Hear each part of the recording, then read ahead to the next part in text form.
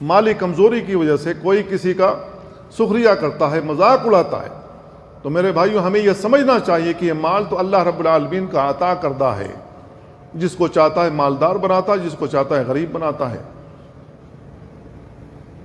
قارون نے کہا تھا کہ یہ میرے علم کی وجہ سے اتنا سارا مال مجھے ملا، اللہ رب العالمین نے اس کے گھمنڈ کو اور اس کے مال کو اور اس کی جان کو ایک ساتھ زمین میں دھسا دیا۔ تیرا گھمنڈ بھی چکنا چور، تیرا مال بھی چکنا چور، تیری جان بھی گئی۔ تو اللہ رب العالمین کی عطا کردہ چیز ہے، جس کو چاہتا ہے مالدار بناتا ہے۔ اللہ رب العالمین نے قرآن مجید میں کہا نحن قسمنا بینہم معیشتہم فی الحیات الدنیا، دنیاوی زندگی میں ہم نے لوگوں کی معیشت تقسیم کی ہوئی ہے، کس کو مالدار رکھنا ہے، کس کو غریب رکھنا ہے، یہ اللہ کی حکمت ہے۔ جس کو چاہتا ہے مالدار بناتا ہے، جس کو چاہتا ہے غریب بناتا ہے۔ وَرَفَعْنَا بَعْضَهُمْ فَوْقَ بَعْضٍ دَرَجَاتٍ، بعض کو بعض پر فضیلت دے رکھی ہے۔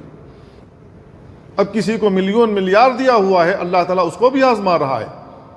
جو متوسط درجے کا اللہ رب العالمین اس کو بھی آزما رہا ہے، اور جس کو اللہ رب العالمین نے غریب بنایا اس کو بھی آزما رہا ہے۔ دیکھیں کرتے کیا ہیں یہ لوگ۔ لَئِن شَكَرْتُمْ لَأَزِيدَنَّكُمْ، جتنا بھی ملا ہے اس پر شکر بجا لاؤ اللہ رب العالمین کا، اللہ رب العالمین عطا کرتا رہے گا۔ دل کا سکون، دل کا اطمینان باقی رہے گا، گھر کے اندر سکون اور چین میسر ہوگا، اور اللہ رب العالمین تمہیں عطا کرتا رہے گا۔